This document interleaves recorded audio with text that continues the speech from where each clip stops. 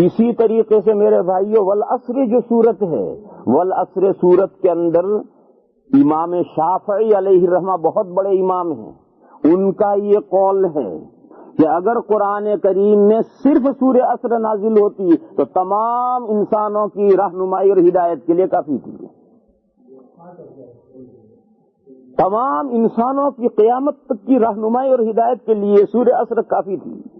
بتاؤ کتنی بڑی اہمیت ہو گئی اس سورت کی، ہے تو چھوٹی سی مگر اس کی اہمیت سمجھو۔ لہذا اب اس سورت کا مضمون میں بیان کرتا ہوں، اس مضمون کو میں مختصر بیان کروں گا، اسے مختصر بات یاد رکھیے آدمی کو، لہذا اسے اچھی طرح سے یہ محفوظ رکھو جو اب میں بیان کروں۔ اللہ فرماتے ہیں زمانے کی قسم ہے۔ زمانہ کیا ہے؟ زمانہ وہی ہے جسے آپ ہسٹری کہتے ہیں۔ ہسٹری بھی کس کی؟ ہیومن ہسٹری، انسانوں کی تاریخ، انسانوں کا زمانہ۔ آسمان و زمین کب سے پیدا ہوئے اللہ جانے کب سے پیدا ہو گئے، وہ ہسٹری یعنی زیر بحث ہیومن ہسٹری۔ انسان جب سے شروع ہوا ہے یہ انسانوں کا جو زمانہ ہے، ٹائم ہے، وقت ہے، اس زمانے کی اللہ قسم کھا رہے ہیں، قسم ہے زمانے کی۔ اور یاد رکھو قرآن کریم میں جتنی قسمیں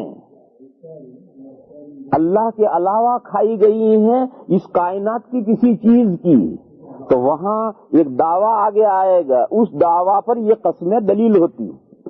اور عربی کا یہ اسٹائل ہے کہ وہ دلائل کو قسم کے روپ میں پیش کرتے ہیں، اور جو قسم تاکید کے لیے کھائی جاتی ہے وہ صرف اللہ کی اور اللہ کے صفات کی کھائی جاتی ہے۔ اللہ اور اللہ کی صفات کے علاوہ کسی چیز کی قسم کھانا شرک ہے۔ اللہ اور اللہ کی صفات کے علاوہ کسی بھی چیز کی قسم کھانا یہ شرک ہے۔ اور پورے قرآن کریم میں جو تاکید کے لیے قسمیں کھائی گئی ہیں وہ اللہ کی اور اللہ کی صفات کی کھائی گئی ہیں۔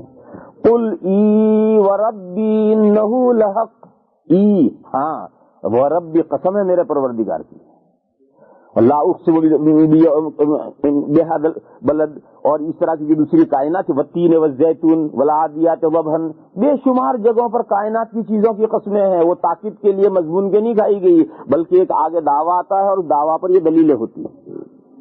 تو یہاں قسم کھائی گئی ہے ہیومن ہسٹری کی، وہ ہیومن ہسٹری ایک دلیل ہے، ایک پروف ہے۔ کس بات کا؟ ان الانسان لفی خسر، بے شک انسان یقیناً گھاٹے میں ہے، ٹوٹے میں ہے، لاس میں ہے۔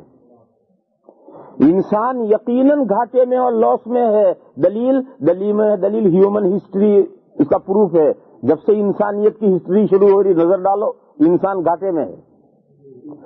الا الذین آمنوا، ایکسیپشن صرف ان لوگوں کا ہے جن میں چار باتیں پائی جاتی، وہ لوگ جن میں چار باتیں پائی جاتی ہیں ان کا ایکسیپشن ہے، وہ گھاٹے میں لاس میں نہیں۔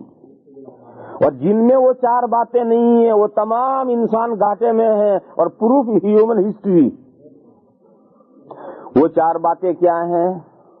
الا الذین آمنوا، ایمان، وہ کمیونٹی جس کمیونٹی میں صحیح ایمان ہے، وَعَمِلُوا الصَّالِحَاتِ، اور نیک کام کرتے ہیں، اعمال صالحہ اس کمیونٹی میں ہوں۔ دیکھو اعمال صالحہ کا مضمون بھی بھائیو ہم نے غلط سمجھ رکھا ہے۔ ہم نے سمجھ رکھا ہے کہ نماز پابندی سے 5 وقت کی پڑھ لو اور روزے رمضان کے رکھ لو، بس ہم اعمال صالحہ کرنے والے ہو گئے۔ چاہے زکوٰۃ دیں یا نہ دیں اسے کون دیکھتا ہے، اور حج کو جائیں یا نہ جائیں اسے کون دیکھتا ہے۔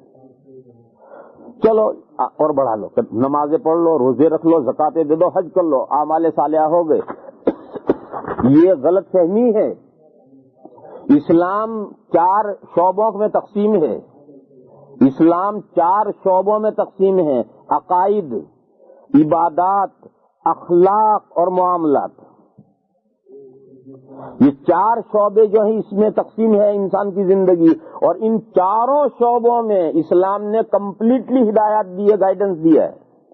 انسان کے عقیدے کیسے ہونے چاہیے پوری ڈیٹیل کے ساتھ قرآن و حدیث نے بتلایا کہ انسان اگر یہ عقیدے رکھے گا تو نجات ہوگی ورنہ نہیں ہوگی۔ عبادتیں کیا کیا ہونی ضروری ہیں اور کس کس طرح عبادتیں، اسلام میں کمپلیٹلی اس کا نظام بتایا گیا ہے۔ اخلاق اور مورل کون سا اچھا ہے، گڈ مورل ہے اور کون سا بیڈ مورل ہے، اس کی پوری ڈیٹیل اسلام نے دی ہے اور یہ بتایا کہ دیکھو یہ گڈ مورل ہے، یہ بیڈ مورل ہے. اگر یہ بیڈ مورل اختیار کرو گے کامیابی نہیں ہے، اس گڈ مورل کو اختیار کرنے والا ہی سکسیس ہوگا. اور تیسری چیز ہے معاملات، یعنی بزنسز. ایک کے دوسرے کے ساتھ جو معاملات ہوتے ہیں، یہ جو بزنسز ہیں، میاں بیوی کے درمیان میں جو معاملات ہیں، باپ اولاد کے بیچ میں جو معاملات ہیں، آدمی اور پڑوسی کے بیچ میں جو معاملات ہیں، آدمی کے رشتہ داروں کے ساتھ جو اپنے معاملات ہیں، آدمی کا نیبر کے ساتھ جو معاملہ ہے، یہ تمام جتنے معاملات ہیں، یہ سب معاملات، ان کے بارے میں بھی اسلام نے مکمل گائیڈنس دی ہے. اور اتنی بڑی گائیڈنس دی ہے کہ ہماری فقہ میں ہدایہ ایک بہت بڑی کتاب ہے، اس کی 1 والیوم عبادت سے متعلق ہے اور 3 والیوم اسی سے متعلق ہے. 4 والیوم میں کتاب ہے، اس کی فقط پہلی جلد عبادت سے متعلق، عبادات سے متعلق ہے، اور باقی 3 والیوم معاملہ سے متعلق ہے. تو یہ 4 شعبے ہیں زندگی کے. ان چاروں شعبوں میں اسلام کی تعلیمات اور گائیڈنس کا فالو کرنے والا وہی نیک اعمال کرنے والا ہے. تو یہ پہلی چیز کمیونٹی میں ایمان ہو، دوسری چیز کمیونٹی میں اعمال صالحہ ہوں، اور تیسری چیز وتواصوا بالحق، اور وہ کمیونٹی ایک دوسرے کو فہمائش کرے یعنی خوب وہ دل سوزی کے ساتھ سمجھائے. کیا سمجھائے؟ کہ دین حق کو مضبوط پکڑو. دین حق جو تمہارا ہمارا دین ہے، دین اسلام، یہی دین حق ہے، یہی اصلی اور صحیح دین ہے. اس صحیح دین کو مضبوط پکڑو، اس کو مت چھوڑو. اس میں نہیں کہ آدھا پونا، جتنا آدمی کا جی چاہا اتنا عمل کیا اور جتنا جی چاہا اتنا عمل نہیں کیا. کمپلیٹلی مسلمان بنو، پارشیلی مسلمان مت بنو. یہ کمیونٹی کا ہر شخص دوسرے کو سمجھائے. وتواصوا بالحق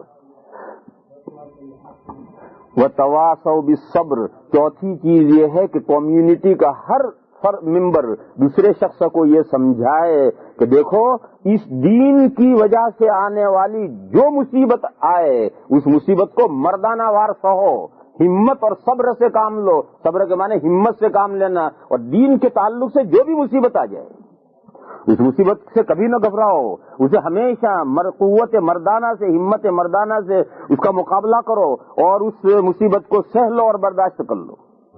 جیسے حالات ہوں. مکی دور آپ کے سامنے گزرا ہے. مکی دور میں صحابہ پر اسلام کے تعلق کی وجہ سے کیا کیا نہیں ہوا، لیکن وہاں مار کھاتے رہے، پلٹ کر جواب نہیں دیا. کیوں؟ جواب دینے کا موقع نہیں تھا، مار ہی کھانے کا موقع تھا. مار کھاتے رہے. پھر ایک وقت آیا، مدنی دور آیا، تو پھر ترکی بترکی جواب دیا گیا. تو غرض جیسا موقع ہو اس موقع کے اعتبار سے اپنے دین کے پر مضبوط رہنے کی وجہ سے جو کٹھنائیاں آئیں، جو دشواریاں پیش آئیں، ان تمام دشواریوں اور کٹھنائیوں کو ہمت مردانہ سے سہو اور اس سے ذرا نہ گھبراؤ. یہ بات کمیونٹی کا ہر فرد دوسرے کو سمجھاتا رہے.